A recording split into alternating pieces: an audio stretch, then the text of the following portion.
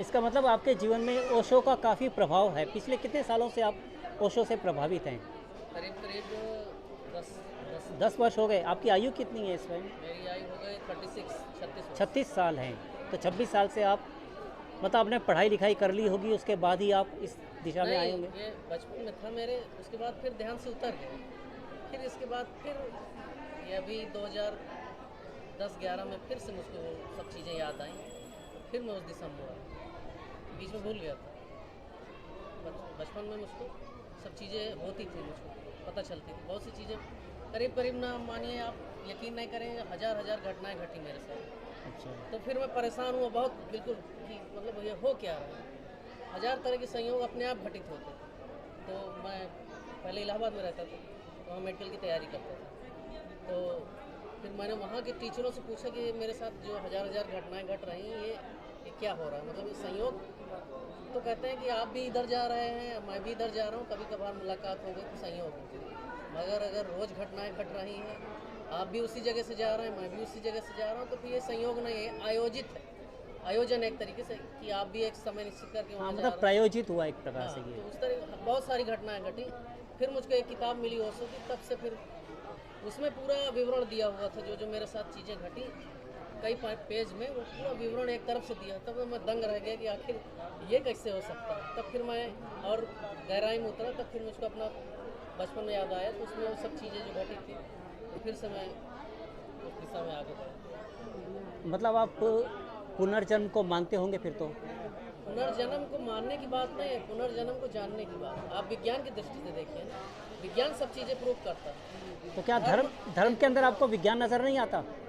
धर्म को विज्ञान की दृष्टि से देखिए ना, तब आप आज के ज़माने में उसको आगे बढ़ा पाएंगे। अगर धर्म का व्यापक रूप देखें तो उसमें तो विज्ञान तो अपने आप ही समाहित है, सब कुछ सामने है। मैंने कभी इनकार किया। मैं ये कह रहा हूँ कि लोग अब धर्म को जो आडंबर समझ रहे हैं, तो धर्म को विज्ञान के माध्यम से अगर समझे तो ज़्यादा सहूलियत होगी और ज़्यादा विश्वास योग्य हो जाएगा। लेकिन अधिकांश लोग तो विज्ञान से बहुत दूर है ना। तो धर्म से भी तो दूर है। एक सामान्य व्यक्ति जो है, देखो, एक होता है विश्वास, नहीं, एक होता है जानना, ईश्वर को जानना, नहीं, एक होता है ईश्वर को मानना। आप जानते हैं कि मानते हैं? नहीं, विश्वास कहाँ से आता है? विश्वास कहाँ मैं से? ये पूछ रहा हूँ कि आप जानते हैं कि मानते हैं? मैं जानता हूँ, इसके बाद मानता हूँ। इसलिए आप खोजी बने हुए हैं। अगर आप मानने वाले होते तो आप कोई सवाल नहीं करते। मैंने मान लिया तो आपने सवाल करे हैं, इसलिए आप उसको जानना चाहते हैं। नहीं, जो चीज़ मान ली तो मान ली, बात खत्म हो जाती। अच्छा, ओशो के शब्द के हिसाब से, उनके शब्दों में ईश्वर क्या है?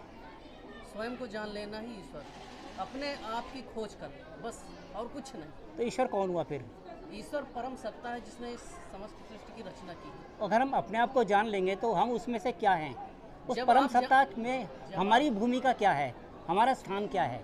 वो तय करेगा। आप क्यों परेशान? नहीं, अगर हम अपने आप को जान लेंगे तो हमें पता नहीं होगा कि हम कौन हैं। पहले जान तो लीजिए। मैं वही पूछ रहा हूँ कि अगर आप साधना कर लेते हैं और आपको लगता है हाँ आपने कर लिया, कर तो लो, एक एक स्टेप जीवन में बढ़ा जाता है। नहीं, पहले फिर भी आप इस बारे में सोच रहे हैं कि अगर आप जान लेंगे तो फिर तो आप उस बात को समझ ही जाएंगे कि वाकई आपकी क्या भूमिका थी, आप क्या थे उसमें, आपका स्थान क्या था। पहले जान तो लूँ। अच्छा। जानने के बाद ही, अभी तो सिर्फ कल्पनाएं हैं कि ये हो सकता है, वो हो सकता है, या ये भी हो सकता है, वो भी हो सकता है।